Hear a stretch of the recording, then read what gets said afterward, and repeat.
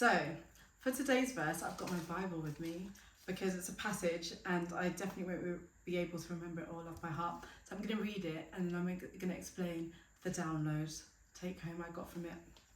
So it's Luke 17 and the passage is from 11 to 19.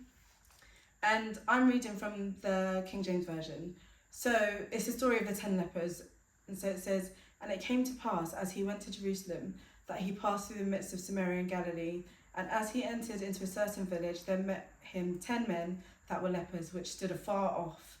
And they lifted up their voices and said, Jesus, Master, have mercy on us. And when he saw them, he said unto them, Go show yourselves unto the priests. And it came to pass that as they went, they were cleansed. And one of them, when he saw that he was healed, turned back and with a loud voice glorified God, and fell down on his face at his feet, giving him thanks. And he was a Samaritan. And Jesus answering said, Were there not 10 cleansed?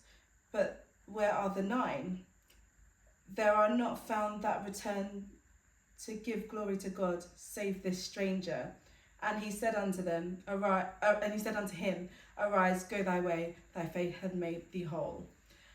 Now, I've read this passage so many times, but this is the first time it just leapt out to me, and I love that the Bible does that. Sometimes you can read things and again, and you're just like, and the next time you read it, you're like, what? This has been there the whole time? How have I missed this? But what really stood out to me was, so at the start of the passage, Jesus is going, it says from Samaria to Galilee, he's going on the way to Jerusalem. And the lepers were far off, so they spotted him from far away, and they cried out to him, have mercy. And it says that he saw them, and then he didn't say, oh, hey, come over here, hey, like, what's happened? Hey, like, how did you get here? Oh, do you want healing? Whatever. He said unto them, go show yourselves unto the priest. And the reason that stood out to me is because if you know the Old Testament, there's a whole chapter, I think it's in Leviticus, on like different laws of what they had to do, and there's a whole law on what they had to do to be ritually clean. So if you find that you've got a leprosy or a spot, there's certain things you do, like whether it has hair in it, whether it's white or not, and there's a whole ritual in terms of like staying away, sometimes going to a different village, being cast up from society, staying away until there's signs of healing, then being away for 7 days, washing yourself in the Jordan, like in a river, going to show yourself to the priest. And showing yourself to the priest was what the final step that you did to show that you were healed. And it was the priest that then proclaimed that, yes, okay, you're healed. And then they could go back into society. So it's not a coincidence that Jesus says, go show yourselves to the priest. He's basically saying, go and do the thing you would do as if you were healed.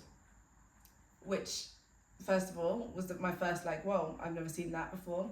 And then it just says in the same verse, and it came to pass that as they went, they were cleansed. Which means he spoke, they were obedient. They would have been like, this is nuts.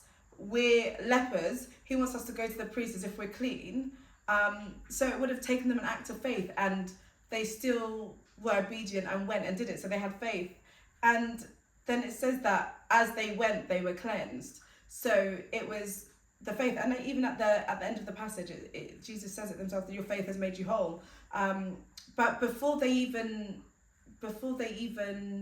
got to where they were going, they were healed. It was on the way. And it just struck me that it's the same with us, that people who are waiting on healing, that you can get your healing in the supernatural, but so often we wait to see the physical symptoms, the healing in the natural, and use that as the marker of healing. But no, as Christians, it says by his stripes we were healed, which means we are already healed. So we can lay hold of healing as believers with our authority. And when we know that we're healed, and in faith you have it, you don't necessarily need to wait to see the symptoms of that. If Jesus says you are healed, then you are healed. Then we have to walk forward and do all the things we would do as if we knew, like we do all the things we would do as if we knew we were healed. So I just thought that was incredible, and it's nothing that I've noticed before in that sort of gravity.